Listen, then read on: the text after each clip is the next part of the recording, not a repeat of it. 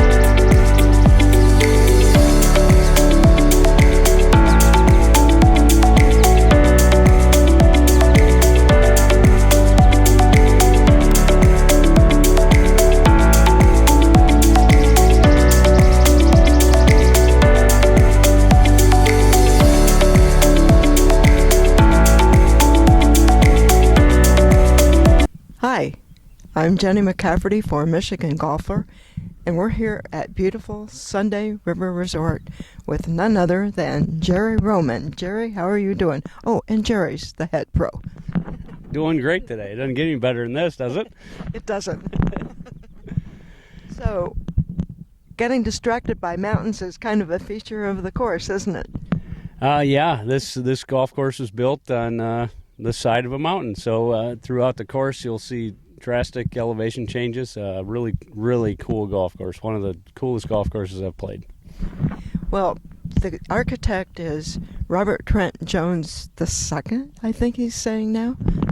Yeah. It was Robert Trent Jones Jr. design. Our sister resort just north of here, 2 hours, Sugarloaf, is also the same. That one was a little tougher than this one.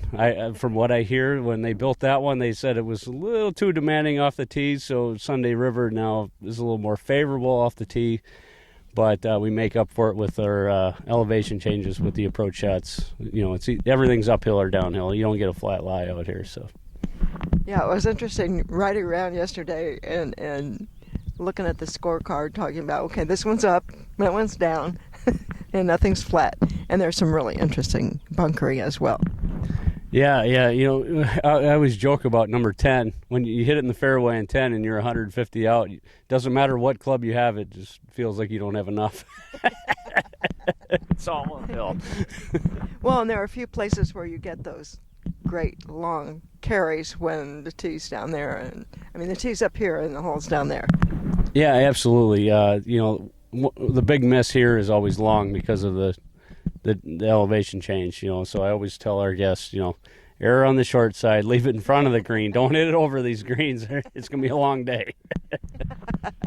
So we were talking about signature holes, and not every course names them, but the ones that stood out to me yesterday were 4, 14, 17. So can we talk a bit about 4?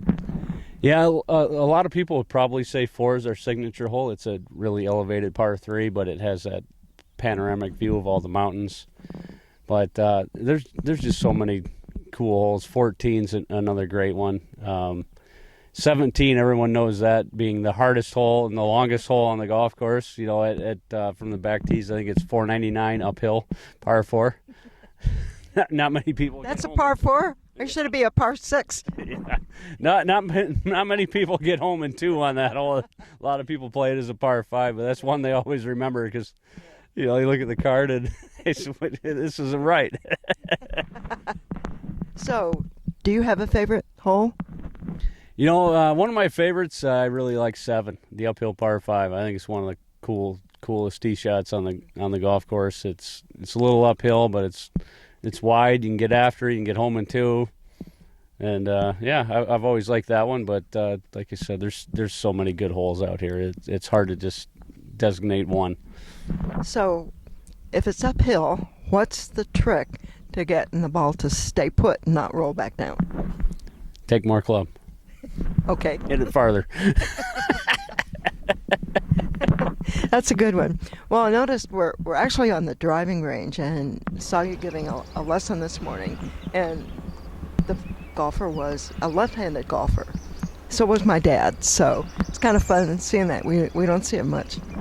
No, well, I told him to stand on the other side of the ball, and he didn't like that comment. So.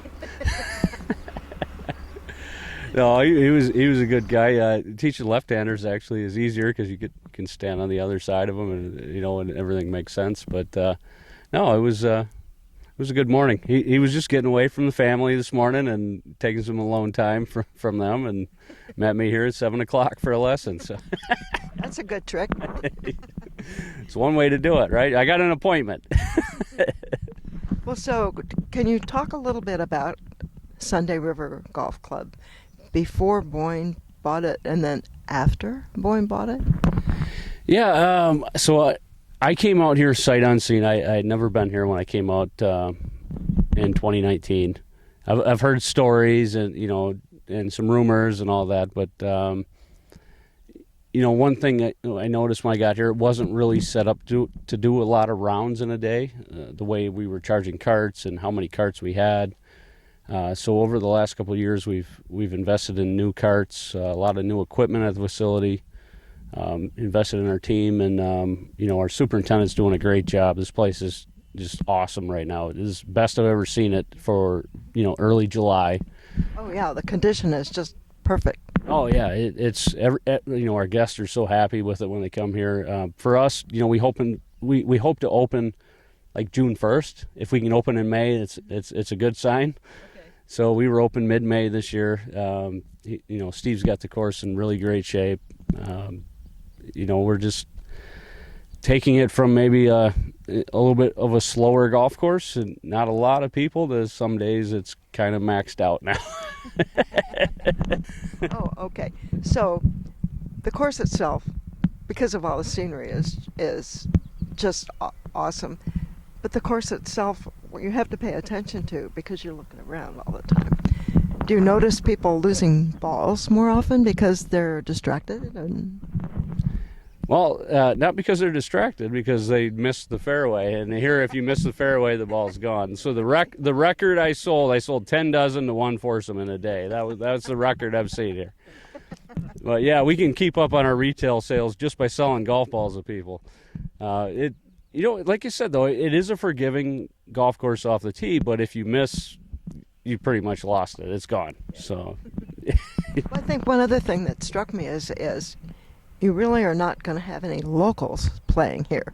Everybody's from elsewhere, so where are people from? All over New England. This is a big resort. We have a couple hotels here, a lot of timeshares, second homes. So we see a lot of vacationers here. It's not a huge population, close by, but we get quite a few travelers, and it's a busy course now in the summer. Well, I can imagine. It's not that far to travel if you're from New England, so that in itself is cool. Yeah, Boston's only maybe 3 hours away, So we pull a lot of Massachusetts, New Hampshire, Vermont, just all of New England. It's a very nice vacation area, even in the summer, even though it's a little slower. This is a ski resort by designation, right? So we're busiest in the ski season, but still a really nice place to be in the summer. We have a nice big putting green down by the lodge, and you have a story about that putting green. Oh, yes, Mr. Kircher beat me at putting on my own putting green. It was an impossible putt, and it should have never happened, but he made it from corner to corner. And That would be Steve? Stephen Kircher took me out on my own putting green. He must have had fun with that one, but yeah, of course he's a good golfer, right? Yeah, I only saw one email after. He didn't rub it in too bad, but it was really cool.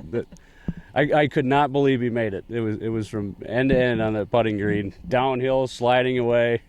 Yeah. Well, it's the kind of putting green that I'd be happy playing on for an hour or two. It's just it itself is really big. Yeah, it's a great practice area. Several different locations. You get the uphill, downhill. It's a good spot to warm up before you go and tackle the mountain. And we happen to be on the driving range today and talk about scenic practice areas. Yeah, that's why I've taken many pictures from the tee up there and go, welcome to my office today. From the tee up there, I can see everything, what's going on, and spend a little time there in the afternoons and watch over things. So what kind of things do you see in the future for Sunday River Golf Club? Well, this is my fourth summer here, so we've been a little bit in like a building process, and with COVID and everything, some of the group business slowed down. We're really getting a lot of that back. As Steve has done so much work on the golf course, getting this ready and making it such a great spot to play golf, we're seeing more and more repeat business. And when you get to September, which is a little different than Michigan, once you hit September in Michigan, it becomes the fall time, the slower time. Well, that's the peak season here, when all the mountains and all the leaves change color and the foliage comes out. It's so beautiful, and we run peak season from September 1 until we close in October. Yeah. Oh, of course, the foliage makes a huge difference, but then you also have leaves coming down. Yeah, but most of them stay on the tree until we close, and then we clean them up after. They're good leaves, okay. Yeah, so just looking over the mountains in the fall, the reds, the orange, yellow, it's so bright, it's so beautiful. It's really a special spot, and we have a lot of people in New England that come up here to just be here for that, and not so much golf. They just want to be on the golf course. So one of the people who's very influential at Boyne is Bernie Friedrich, who just got a big promotion. What can you tell us about Bernie?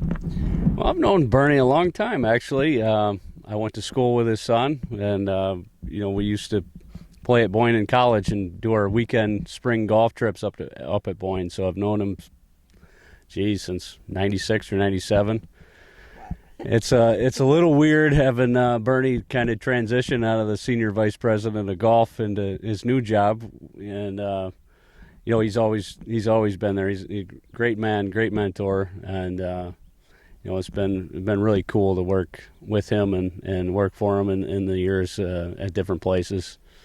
He's a big part of the reason him and Josh Richter are who I interviewed with to come out to Sunday River, and it was really cool that we went through that process, and I ended up coming here. I'd never been in New England, so I come out. Wow! I came out sight unseen. So you interviewed for a job in a place you'd never been to. Yeah, exactly, and it was the right timing, and I was looking for something different, and I came out here, and our President Dana Boyne at Sunday River is a good friend of Bernie's, and he's been awesome. Takes good care of me, and our GM Brian Heon is great to work with every day, and it's really neat spot here at Boyne has, and looking forward to moving forward with it in the future, and keep doing what we're doing and building this place up. So. Must be nice to have that Michigan connection.